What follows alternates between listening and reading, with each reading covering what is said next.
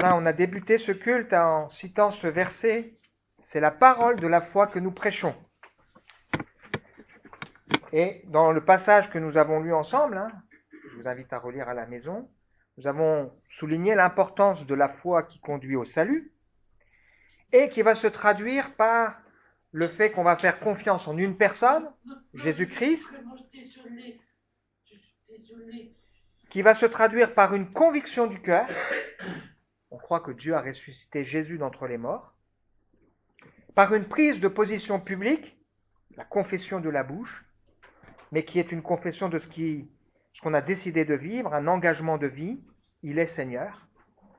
Et par une prière, puisque la Bible nous dit dans ce texte que voilà, celui qui se confiera en lui, qui priera, ne sera pas confus. Ces différents éléments qui nous rappellent et qui permettent à Dieu de nous accorder sa grâce, lui qui est si riche. C'est aussi un passage qui nous rappelle que la foi n'est pas quelque chose d'inné. Parfois, il y a des gens qui pensent ça. Comme s'il y avait ceux qui ont la foi et ceux qui ne l'ont pas. Mais que la foi est quelque chose qui se découvre et qui doit en plus se développer. Cette semaine, une jeune fille est venue au café-change, lundi, elle est revenue jeudi, et elle m'a posé la question, quand on discutait ensemble, c'est quoi la foi? Une question intéressante. Alors je lui ai dit que la foi, c'est le fait de faire confiance en une personne, mais que pour faire confiance à quelqu'un, il faut apprendre à le connaître. C'est le fait d'avoir la conviction que cette personne, elle nous entend et qu'elle agit en réponse à la prière qu'on peut évoquer. Et elle me dit, mais par exemple, elle a raison, de me demander clairement qu'est-ce que ça veut dire par exemple. Donc j'ai eu l'occasion d'expliquer que, notamment pour le café-change, qu'on a pu prier pour que le Seigneur permette qu'on ait le café-change et puis qu'il pourvoie aux besoins du café-change. Elle a dit oui, je comprends, je vois. Mais je crois qu'il est important aussi de rappeler que la foi, c'est plus que l'exaucement de la prière. C'est aussi la confiance, même dans les choses qu'on ne voit pas. La Bible nous dit que c'est une démonstration par notre vie de ce qu'on ne voit pas. Ça veut dire que la foi va se manifester aussi dans ma vie quand les choses ne sont pas alignées comme je le voudrais. L'assurance que si je m'approche de Dieu, il m'écoute. On a aussi souligné, si vous avez fait attention dans les différents textes, qu'il y a un combat de la foi. Et j'aimerais nous poser la question à chacun d'entre nous, là, ce matin, c'est quoi le combat de la foi que tu vis en ce moment? Paul a dit ça à Timothée, il dit, choisis tes combats d'une certaine manière, saisis la vie éternelle et combat le bon combat de la foi, en disant qu'il y a des mauvais combats. En particulier, le fait qu'il y a des gens qui vont vouloir nous entraîner sur toutes sortes de discussions qui ne font pas avancer notre foi. C'est quoi le combat qu'on vit? Peut-être c'est un combat pour avoir l'assurance que moi, personnellement, il m'aime. Avoir peut-être ce combat d'avoir l'assurance que Dieu s'occupe de ma vie. Peut-être le combat de savoir que Dieu m'a pardonné. Peut-être ce fait de savoir que Dieu m'a accordé la victoire et que c'est par la foi que je peux saisir la victoire sur toutes mes addictions ou sur ma culpabilité. C'est peut-être un combat pour avoir une juste vision de Dieu. Parce qu'on a des fausses visions de Dieu parfois. Une juste vision aussi des hommes. Dieu est au ciel, il fait ce qu'il veut. Et personne, je n'ai pas à craindre les hommes, parce que Dieu tient ma vie dans sa main. C'est peut-être un combat de la foi pour avoir l'assurance que Dieu s'occupe des situations dans lesquelles moi je suis incapable d'agir. Je crois que Dieu, là, en ce moment, on est ici, il est en train de travailler dans des cœurs. Peut-être on a besoin de se dire, mais parce qu'on prie et on le croit, Dieu travaille dans le cœur de nos enfants, qui ne sont pas encore à lui ou nos parents. Ça peut être un combat de foi par rapport à l'avenir, par rapport à la maladie, par rapport à toutes sortes d'inquiétudes, de colère, d'amertume, de toutes ces choses qui peuvent nous empêcher d'avoir la paix, de toutes sortes de peurs. L'autre réalité importante à souligner, on a vu la foi, c'est quelque chose qui se développe, s'appuie sur une personne, il y a un combat de la foi, mais la foi, elle repose aussi sur de bonnes et de saines motivations et sur la vérité. Parce qu'on n'a pas foi dans la foi, on a foi dans le Dieu de vérité. Et donc la foi, elle se traduit aussi par l'acceptation de la dépendance de Dieu. Il est fidèle même si je ne le suis pas. C'est pas une excuse pour être infidèle, ça. Mais c'est quelque chose qui doit nous rassurer. Quand dans nos cœurs, on se dit, le Seigneur reste le Dieu fidèle, qui va m'amener à garder le contrôle et à supporter les souffrances. Ce qu'on a lu ensemble dans 2 Timothée 4. Alors, ça nous amène au titre de ce matin. Tu veux recliquer une fois? Tu recliques une fois dessus, tac, voilà. Sachons reconnaître des impostures. Vous avez vu la photo de cet enfant qui met une moustache, une casquette, là on dirait qu'il est plus grand. Sachons reconnaître les impostures. Alors la définition des impostures, c'est l'action de tromper par de fausses apparences ou des allégations mensongères, de se faire passer pour ce qu'on n'est pas. J'ai trouvé intéressant de mettre plutôt, sachons démasquer ou reconnaître les impostures plutôt que les imposteurs. Les deux sont vrais, mais il y a parfois des impostures aussi dans nos cœurs, dans nos vies, qu'on a appelé à découvrir et à mettre en lumière. Alors on est en train d'étudier ensemble la 2e lettre de Pierre, on va poursuivre. C'est une lettre qui est tellement d'actualité comme la Bible, et on veut justement voir ensemble ce que le Seigneur veut nous dire à travers cette lettre. Alors la semaine dernière, on était réunis dans une réunion inter-église, et on avait comme orateur David Brown, qui a souligné, je crois que c'est l'après-midi, l'importance, si on veut pouvoir toucher les personnes qui sont autour de nous à travers nos réunions, que nos cultes soient vécus comme une fête. Et derrière ce mot fête, c'est un acronyme où il disait le F, c'est une formation. Dans nos cultes, il doit y avoir une formation dans le sens de comment réagir et se comporter par rapport à toutes les courants de pensée et toute la prédication ambiante. Le E, c'est l'émerveillement, c'est l'adoration. Le T, c'est un culte qui soit centré sur le texte biblique.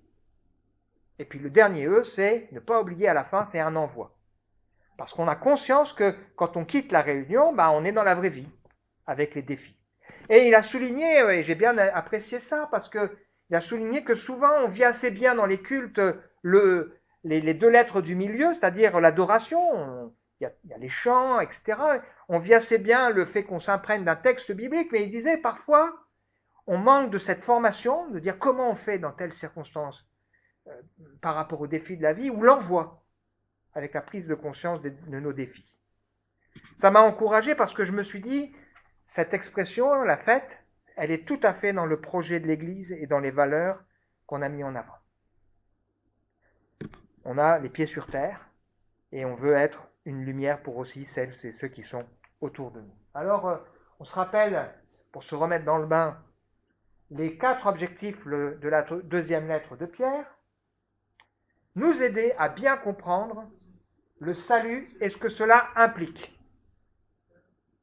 Voilà l'objectif de cette lettre, nous aider à bien comprendre le salut. 2e objectif, nous rappeler la fiabilité de la Bible, un livre unique et complet. 3e objectif, ce qu'on est en train de voir maintenant, nous mettre en garde contre les imposteurs, les impostures, les faux prophètes, et répondre aux questions que cela suscite. Et puis nous rappeler le bien fondé de notre espérance qui est et sera parfois moqué, mais qui fait partie intégrante de l'Évangile. Alors en préparant ce texte, je me suis dit, j'ai été interpellé par l'équilibre de la parole de Dieu. Un équilibre qu'on retrouve dans la lettre de Pierre, qu'on retrouve chez Jésus, qu'on retrouve dans tous les enseignants. Il y a à la fois l'annonce de la bonne nouvelle, quelque chose d'important pour les uns et les autres à connaître, de positif, mais il y a aussi une espérance, les promesses, mais il y a aussi la dénonciation des impostures. Et il y a un équilibre dans ces choses. On voit combien la logique, la mentalité, le raisonnement, la sagesse biblique n'a rien à voir avec la sagesse du monde qui nous entoure. Beaucoup aiment revendiquer, dire ça va pas. Beaucoup aiment s'opposer. Mais qu'ont-ils à proposer? Et on voit dans le texte biblique que si le Seigneur, il dénonce des choses qui ne sont pas bonnes, mais il a quelque chose d'autre à nous proposer. Et j'aime dire que le chapitre 2 qu'on est en train de regarder, il vient après le chapitre 1. C'est pas simplement une question de chiffres, là. C'est une question de la logique biblique. Et il est important, effectivement, qu'on soit bien marqué par quelque chose d'équilibré.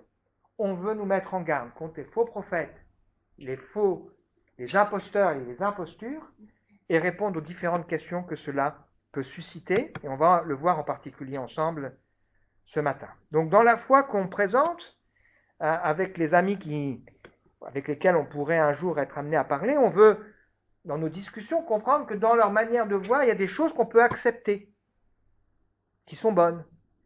Il y a des choses qu'on veut, par contre, rejeter, en disant non, là-dessus, tu n'as pas raison, avec équilibre. Et puis, il y a des choses qui sont appelées à être transformées, c'est-à-dire ils ont raison, mais ils s'y prennent mal.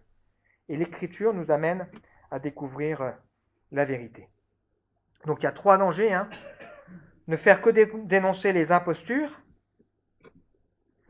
ne pas proposer la bonne nouvelle, 2e danger, ou se tromper de combat. Notre combat, c'est pour la vérité. Et donc ça m'a parlé aussi pour moi-même, en me disant, ouais, des fois, il faut être cash comme il peut être Paul, comme il peut être Pierre, ou comme il peut être Jésus, pour dire, non, il y a des trucs là, c'est pas acceptable. Ça dépend des caractères. Il y a des gens, ils aiment bien faire ça, et peut-être ils ont besoin de réapprendre l'importance de citer la bonne nouvelle de l'Évangile. Alors, Pierre, il va insister beaucoup sur ce danger, qui est un danger réel, etc. Il va utiliser un chapitre complet. Il écrit 3 chapitres dans sa 2e lettre, 1, 2, 3, et c'est le 2e chapitre complet sur ce sujet. C'est dire que c'est un sujet important. Et si je prends l'exemple de Jésus dans le Sermon sur la montagne, on a presque le même raisonnement. Sermon sur la montagne qui occupe les chapitres 5, 6 et 7 de l'Évangile de Matthieu. Pratiquement, le chapitre 7 est là pour dénoncer les dangers d'une mauvaise compréhension et les impostures. C'est dire que c'est un sujet important et un sujet clé. Alors, on veut se concentrer ce matin sur les versets 9. On va lire les versets 9 à 18 et on va se concentrer sur les versets 10 à 16. On va lire. Ça, c'est ce qu'on avait vu en particulier la dernière fois. Donc, Pierre, il répond à cette question légitime, inquiétude légitime. J'ai pas envie d'entrer dans une secte, j'ai pas envie d'être manipulé. Donc, il veut nous montrer que les faux enseignants existent, qu'on peut les démasquer, que Dieu s'en occupe, et que Dieu saura garder ceux qui aiment la vérité. Ça fait le lien avec les différents messages qu'on a déjà vus ensemble. Je passe, pour pas être trop long. Ainsi, le Seigneur sait comment délivrer de l'épreuve ceux qui lui sont attachés, et réserver ceux qui font le mal pour le jour du jugement, où ils seront châtiés. On a déjà vu ça ensemble. Il punira tout particulièrement ceux qui, à la manière de l'homme livré à lui-même, s'abandonnent à leur instinct corrompu et méprisent l'autorité du Seigneur. Imbus d'eux-mêmes et arrogants, ces enseignants de mensonges n'hésitent pas à insulter les êtres glorieux, alors que les anges eux-mêmes, qui leur sont pourtant bien supérieurs en force et en puissance, ne portent pas d'accusations offensantes contre ces êtres devant le Seigneur. Mais ces hommes-là agissent comme des animaux dépourvus de raison, qui ne suivent que leur instinct et sont tout juste bons à être capturés et tués. Car ils se répandent en injures contre ce qu'ils ne connaissent pas, aussi périront-ils comme des bêtes, le mal qu'ils ont fait leur sera payé de retour. On ira la suite après. Pierre va souligner en particulier 3 choses. La première chose, on la trouve ici, c'est l'imprudence et les injures qu'ont les mauvais enseignants, les faux prophètes. Avez-vous déjà entendu ou connu des personnes qui parlent avec assurance de choses qu'elles ne connaissent pas? Tout le monde. Vous avez parfois au boulot, dans la famille, dans le voisinage, des gens qui vont vous parler de trucs qu'ils ne connaissent pas. Et si vous connaissez ce sujet, vous dites, mais c'est pas possible, qu'est-ce qu'ils me racontent là? Et ils y vont comme s'ils savaient. Les faux prophètes, les mauvais enseignants, malgré toute l'assurance qu'ils peuvent avoir, vont parler de choses qu'ils ne connaissent pas. En particulier, ils vont fonctionner par instinct. Ce texte nous dit qu'ils sont pleins d'eux-mêmes et arrogants et que ça va les conduire à quoi faire? À mépriser l'autorité du Seigneur et à insulter les êtres glorieux. En particulier aussi les démons, qui ne vont pas hésiter à insulter. Le principe de la vie chrétienne, c'est de marcher humblement avec Dieu. En reconnaissant ce qu'on a lu ensemble tout à l'heure, à toi seule la gloire, tu es au ciel, tu fais tout ce qu'il veut, même si moi il y a des choses que je ne comprends pas, non pas ce que je veux Seigneur, mais ce que toi tu veux. Dans le respect de l'autorité, parce qu'on sait que Dieu a mis des autorités, il a permis, et on veut apprendre à respecter ces autorités. David, il nous donne une grande leçon, il respectait le roi Saül, alors que même ce roi avait défailli de sa mission, et il dit, je ne toucherai pas à loin de l'Éternel, alors qu'il n'était plus avec Dieu, parce que c'est le roi, il respectait la fonction. Et donc la Bible, elle nous montre l'importance aussi, ça ne veut pas dire qu'on les adore, bien évidemment, on va y venir. On dénonce, évidemment, c'est clair. Mais à un moment donné, de savoir nous comporter avec un minimum de respect pour des choses qu'on ne maîtrise pas. La lettre de Jude nous parle de l'archange Michel, qui lorsqu'il contestait avec le diable, lui disputait le corps de Moïse, n'osait pas porter contre le diable un jugement injurieux, mais il dit que l'Éternel te réprime.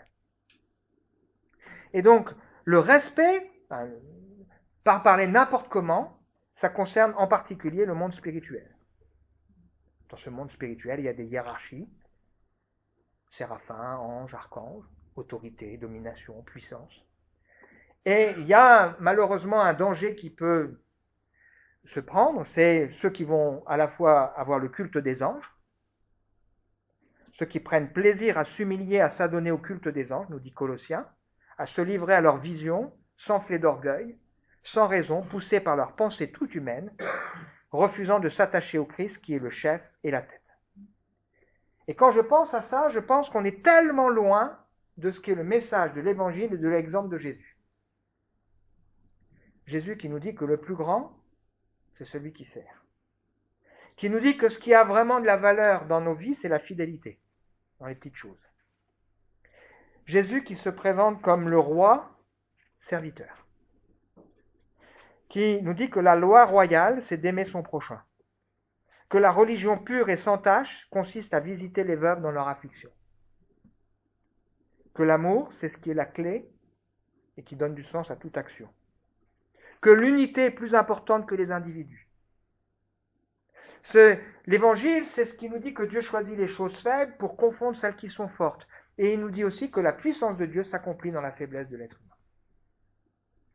L'évangile, c'est nous dire que les enfants parfois sont des modèles pour les adultes. Qu'est-ce qu'on est loin quand on a des gens qui parlent à tort et à travers du monde spirituel qu'ils ignorent de cette attitude. Si vous lisez les évangiles, vous verrez combien Jésus a été sobre et n'a jamais fait le show. Même à un moment donné, il va ressusciter la petite fille de Jairus, il prend à l'écart Pierre, Jacques et Jean, il va avec eux et les parents, il ferme la porte et dans le secret, il fait. Il n'a jamais fait le show. Si vous regardez Paul, vous voyez que Paul, il a eu plusieurs fois dans sa vie des visions, mais si vous mettez ça sur l'intégrité de son ministère, l'intégralité de son ministère, c'était pas fréquent.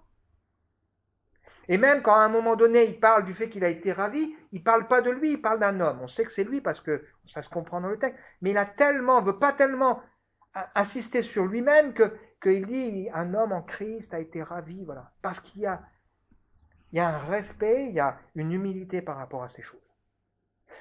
Pierre, Jacques et Jean qui sont montés avec Jésus et qui ont vécu la transfiguration n'ont pas parlé de ces choses avant la résurrection. Et quand ils en parlent, c'est juste quelques versets.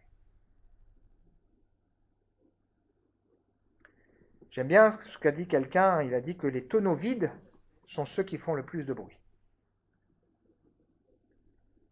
Les tonneaux vides sont ceux qui font le plus de bruit. Et je crois qu'ici, on a ce que nous rappelle l'Évangile, que ce n'est pas parce qu'on va crier très fort, au nom de Jésus, qu'il va se passer des choses. C'est pas l'évangile, ça. Les démons existent, les démons agissent. Le Seigneur nous a donné autorité sur les démons par la foi en Jésus-Christ, dans l'humilité, dans la simplicité.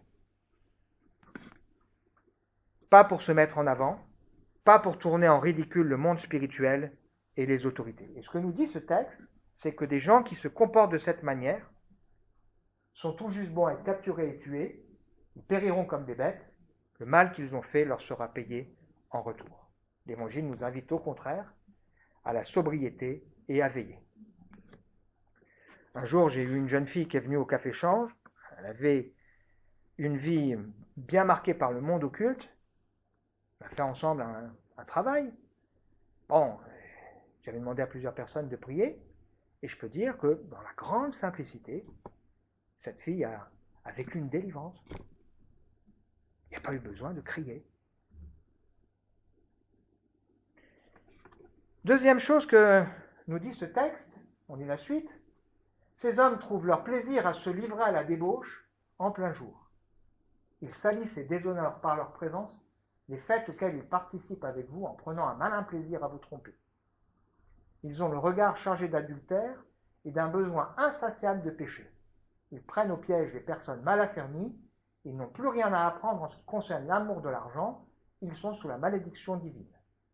Ils ont abandonné le droit chemin et se sont égarés en marchant sur les traces de Balaam, fils de Béor, qui a aimé l'argent mal acquis, mais il a été ramené à l'ordre par sa désobéissance, pour sa désobéissance. C'est une ânesse muette qui, se mettant à parler d'une voix humaine, a détourné le prophète de son projet insensé. Ces enseignants de mensonges sont comme des sources qui ne donnent pas d'eau, comme des nuages poussés par la tempête.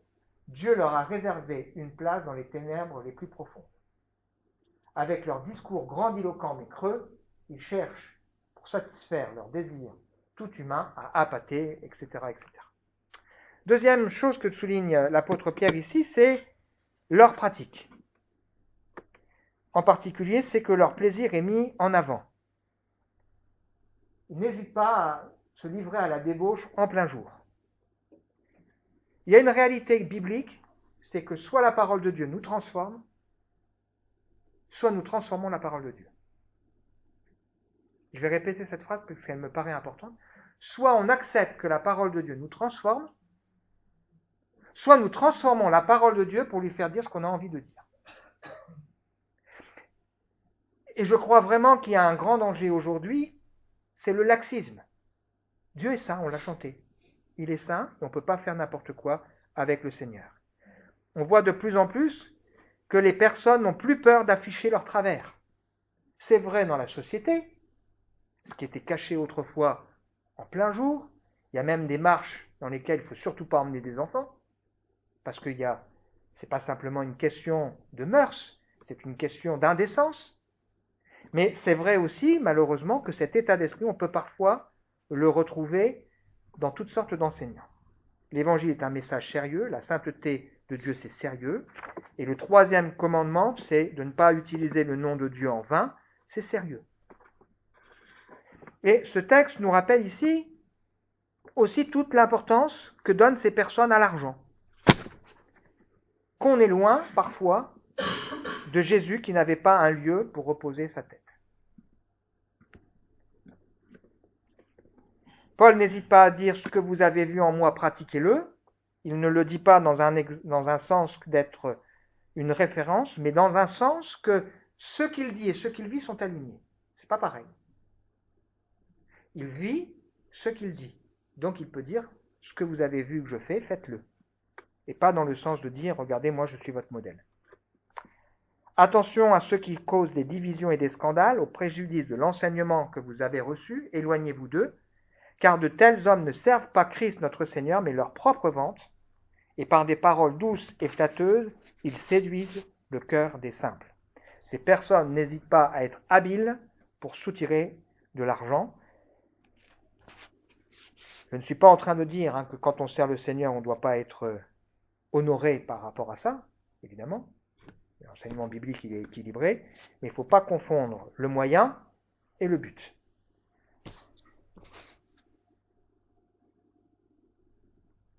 La motivation et le fait de servir le Seigneur avec cœur. Donc Pierre est sévère et il a raison.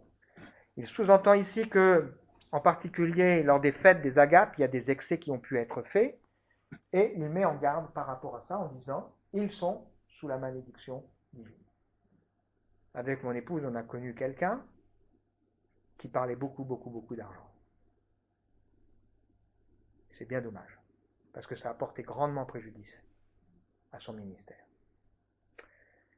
Donc la cible de ces personnes, c'est les personnes mal affermies. Et ils sont rusés.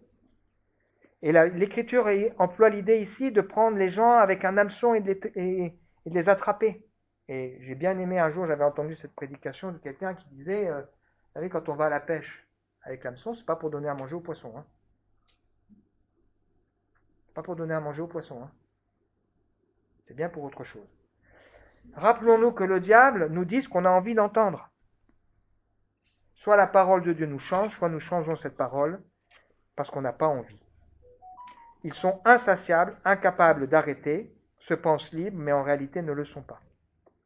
L'exemple du fils prodigue est intéressant. À vouloir vivre sa vie, il s'est perdu. À vouloir vivre sa vie, il s'est perdu. Troisième et dernier point qui est mentionné ici, c'est leur cœur révolté et tortueux, par opposition à un cœur honnête et bon. Je crois que la parole de Dieu est comme une semence, et elle va produire quelque chose dans mon cœur, dans ton cœur, dans notre cœur, si notre cœur est honnête et bon. Et une des prières que je fais au Seigneur, c'est « Seigneur, garde-moi et donne-moi d'avoir un cœur honnête et bon, et que ta parole elle puisse produire de bonnes choses en moi. » Alors, il est cité ici l'exemple de Baal. Franchement, c'est un texte extraordinairement intéressant. Je vous invite vraiment à relire l'histoire de Balaam, là, qu'on trouve dans le livre des Nombres, du chapitre 2 au chapitre 22 au chapitre 25. Donc on a un roi qui s'appelle Balak, qui est roi de Moab, qui a peur des Israélites parce il voit qu'ils sont nombreux et il voit qu'ils ont remporté des grandes victoires. Alors comme il a peur, il dit « Je vais aller chercher Balaam, c'est un gars, il est inspiré. Et je vais lui demander de maudire le peuple juif. » Donc il va chercher Balaam, qui semble être quelqu'un qui connaît quand même Dieu l'Éternel. Et il lui demande de maudire le peuple juif. Si vous regardez attentivement l'histoire, vous avez l'impression que Balaam, pendant de nombreux versets, il va écouter ce que Dieu dit.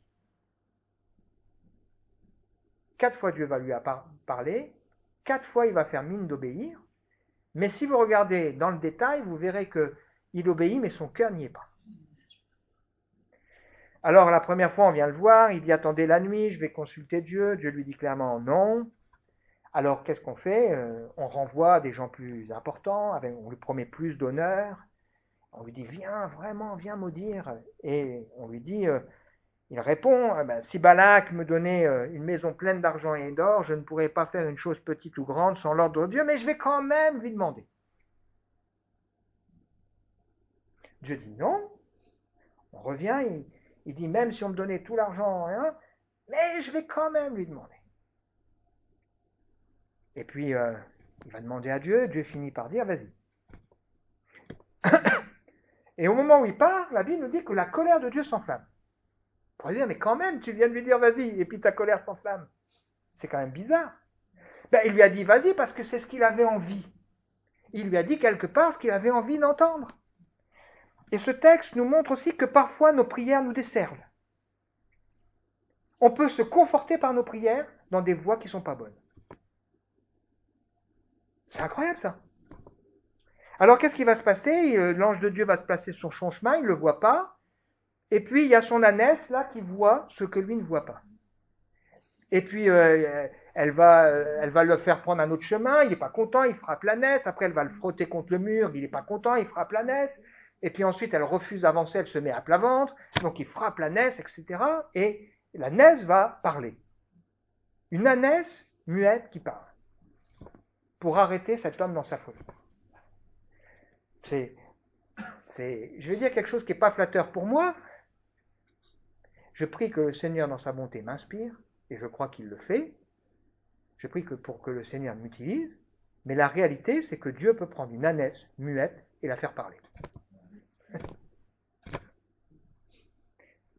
Je pense que c'est pas pour rien que c'est une ânesse, c'est pas un âne. Comme si, voilà, pour ceux qui croiraient pas que Dieu peut utiliser des femmes, voilà, en plus c'est une ânesse muette qui parle. Donc 4 fois Dieu va lui parler et 4 fois il va faire mine d'obéir. Mais son cœur est tortueux, est tordu. Et donc il est animé par l'amour de l'argent. Alors il essaye d'aller à un endroit, mais il peut que bénir. Alors il bénit le peuple, le roi n'est pas content. Alors il va à un autre endroit, il essaye de bénir, le roi n'est pas content. Il dit, mais moi je ne peux pas maudire celui que Dieu bénit, etc., etc. Et puis après, si vous lisez le chapitre 25, vous comprenez qu'est-ce qu'il va faire, cet homme tordu. Il va pousser le roi à piéger le peuple par le péché. Parce que si le peuple pêche, Dieu ne pourra pas le bénir. Et donc il va soudoyer des femmes là, qui vont venir, qui vont séduire les bonhommes, pour les faire tomber et les éloigner du Seigneur. Il ne pouvait pas le maudire. Par contre, il pouvait l'empêcher d'être fidèle par la ruse. Un homme qui pourtant, Balaam, a été inspiré de Dieu, qui pourtant a prié, qui pourtant a fait par moments donné l'impression qu'il obéissait, mais son cœur n'était pas honnête, son cœur n'était pas bon, il était tortueux, et du coup, c'est un homme qui était dangereux. Ce texte nous dit qu'il y a des gens qui peuvent avoir été des bénédictions pendant un temps. Ils peuvent avoir fait des belles choses, et c'est pas parce qu'on a été fidèle hier qu'on l'est aujourd'hui. C'est pas parce que des gens ont eu des paroles que Dieu a pu utiliser. Il a même utilisé Caïphe, à un moment donné, pour prophétiser. Voilà, que c'est encore vrai. Et il nous faut être attentifs. Qu'est-ce qu'ils ont dans le cœur? Et s'ils nous disent quelque chose qui ne vient pas de la parole de Dieu, il vaudrait mieux pour nous qu'on entende une ânesse parler. Ces hommes, ces personnes n'ont pas l'eau véritable à nous donner.